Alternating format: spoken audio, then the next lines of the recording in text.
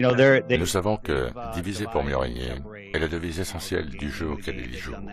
Ça passe par la politique, le sport, la race et le genre. Ils ont divisé le genre, puis aujourd'hui, ils nous imposent la distance sociale, nous empêchent de nous toucher, puis maintenant, le masque facial. Imaginez un bébé, un jeune enfant regardant ses parents masqués, et je vois tous ces parents avec leurs enfants qui ne peuvent pas ressentir l'amour de ceux-ci. Cela peut arriver à n'importe quel moment de votre vie, surtout au stade de l'enfance et aussi dans votre vie d'adulte, quand vous vivez la pire journée de votre vie. Je me rappelle personnellement une époque spécifique où j'étais un adolescent un peu sombre et une fille pouvait vous sourire de manière improbable et cela changeait l'humeur de votre journée. N'est-ce pas? Donc vous déambulez dans une rue bondée, marchant au travers d'une foule de gens, et là, sans rien vocaliser, vous voyez tous ces gens, vous intégrez toutes ces informations et ce faisant, vous les ajoutez au champ de la conscience, cette matrice de la pensée qui crée notre monde, et tout un tas de connexions se forment, toute une énergie se partage, dont vous n'avez pas conscience, et ça, ils nous l'ont enlevé, par l'affaiblissement de notre spiritualité, donc de nos connexions. Il faut voir cela comme une énorme toile tissée d'énergie, et plus nous avons d'interactions, plus nous bougeons, plus il y a d'énergie. Si tout le monde restait chez soi sans jamais sortir, le monde s'effondrerait. L'horreur ici est que nous sommes en train de perdre ces interactions personnelles. Votre visage représente tout.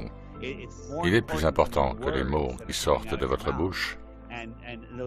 Et les enfants n'ont plus le sourire de leurs parents et des autres. Les bébés regardent ceci et leur cerveau n'évolue pas normalement car ils ne voient pas les expressions de leurs parents stupides qui portent des masques en leur présence.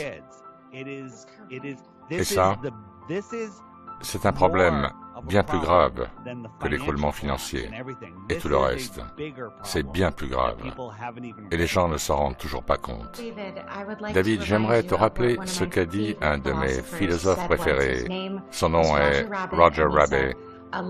Un rire peut être extrêmement puissant, et il arrive des moments dans la vie où c'est la seule arme dont nous disposons, et c'est la même chose pour le sourire. Imaginez l'énergie qu'ils extirpent du processus cognitif, et surtout chez les enfants. La croissance de leur processus cognitif est compromise à cause de ces masques faciaux.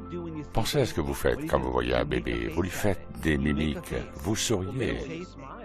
Vous lui faites un sourire. Le bébé génère de la joie, de la douceur. Et maintenant, ils veulent supprimer cela. Et c'est tout aussi important pour les adultes. Imaginez marcher dans une rue où chaque personne, non masquée, avait le visage fermé. Votre journée serait fichue. Ce sont les sourires qui nous connectent les uns aux autres. Et ils nous l'enlèvent. Et les gens laissent faire ça. Et cela va devenir très compliqué.